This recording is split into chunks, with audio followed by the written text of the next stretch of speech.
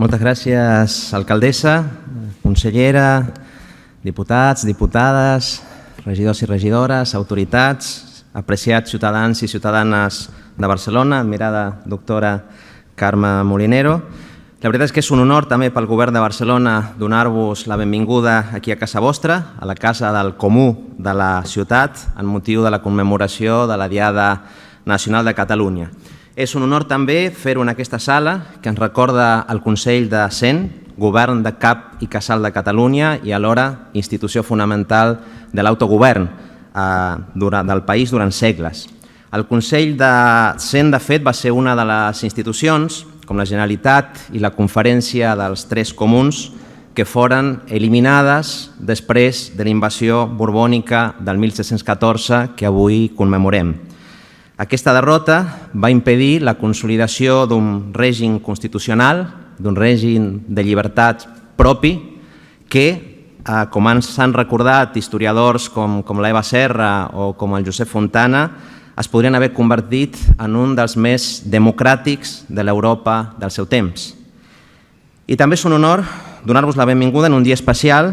en què, amb motiu de la Festa Nacional de Catalunya, torna aquest Saló de Cent al Penó de Santa Eulàlia. El Penó de Santa Eulàlia va ser elaborat a finals del segle XVI o inicis del XVII i durant segles va ser l'ensenya del poder civil de la ciutat, del seu autogovern i de les llibertats constitucionals catalanes.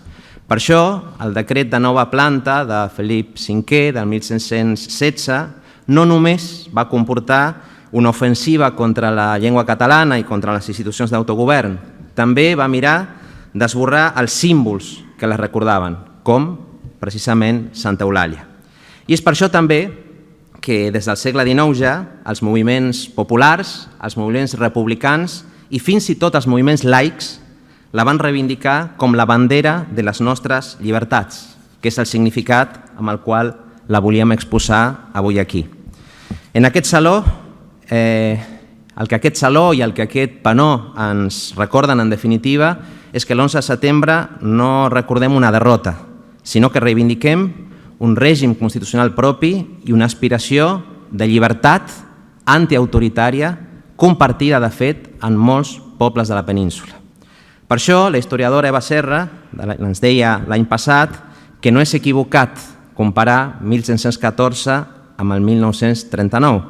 perquè són dues derrotes diferents, és veritat, en contextos històrics diferents, també és cert, però que tenen punts en comú. Són dues derrotes d'una aspiració de llibertat. Tant el 1714 com el 1939 comporten l'abolició d'institucions d'autogovern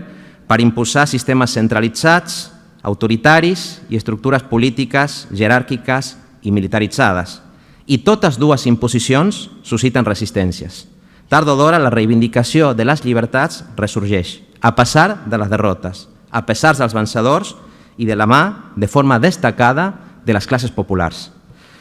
Com aquelles classes populars que van protagonitzar precisament les primeres revoltes de la Barcelona obrera de començaments del segle XIX, que mancades de registres més propis que desenvoluparien més endavant, exhibien als carrers, per exemple, banderes de Santa Eulàlia. I també com aquelles classes populars hereves de la tradició republicana que van articular precisament el moviment obrer durant la lluita contra el franquisme.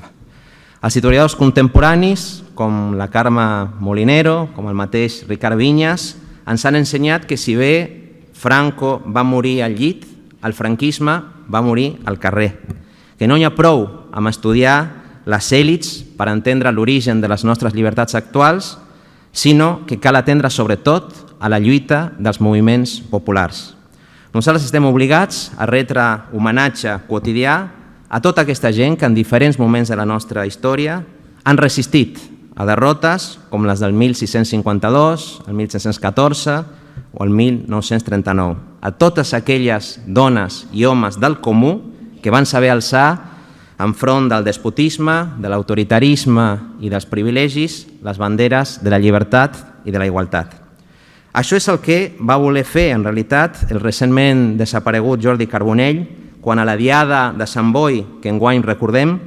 va invocar, i cito, «El poble de Catalunya, un dia vençut, un altre humiliat,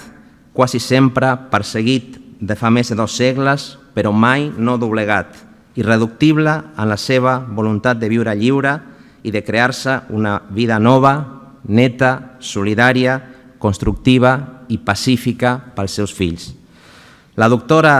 Carmen Molinero ha dedicat la seva vida acadèmica a estudiar i, en bona mesura, a retre homenatge a aquestes classes populars tantes vegades invisibilitzades, tantes vegades desconegudes en la seva lluita per la llibertat, aquestes classes populars integrades per moltes dones i homes nascuts fora de Catalunya i que van lluitar com els que més per les llibertats nacionals i socials del país. Per això és un honor donar-li la benvinguda avui a la Casa Comuna de la ciutat. L'Ajuntament de la capital del país, hereu del Consell de Cent, estarà a l'alçada, perquè sentir-nos hereu de les nostres tradicions populars i republicanes vol dir acompanyar la voluntat present del poble de Catalunya de viure lliure i de crear-se una vida nova, neta, solidària, constructiva, pacífica i en fraternitat amb tots els que